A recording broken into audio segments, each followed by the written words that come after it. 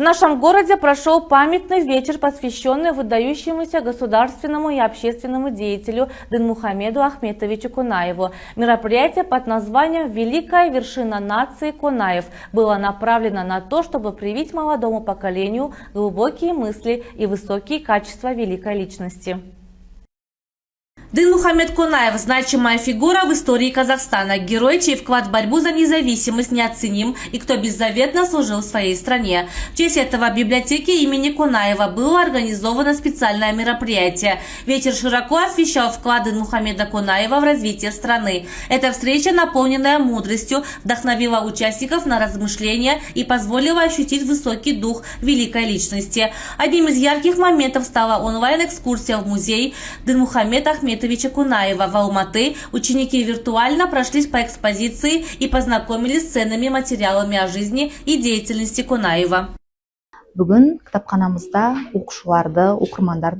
Сегодня в нашей библиотеке был организован особый памятный вечер для учеников и читателей совместно с учителями и библиотекарями. В мероприятии приняли участие ученики школы номер 59 и средней школы Айша-Бибе. На этом вечере была представлена личная книжка Айырке Серкали, в которой собраны мудрые высказывания Кунаева.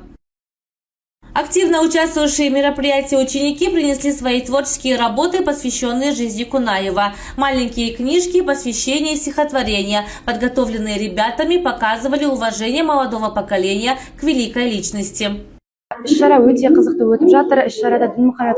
Мероприятие проходит очень интересно. Мы знакомимся с музеем Кунаева в Алматы, читаем его стихи и собственные работы, а также представляем научные проекты. В завершении вечера ученики, познакомившиеся с наследием великого деятеля через музей, обогатились духовно. Подобные содержательные мероприятия формируют историческое сознание молодежи и усиливают уважение к национальным личностям. Эльнура Жапар, Нурбок Стаубек, 24 News.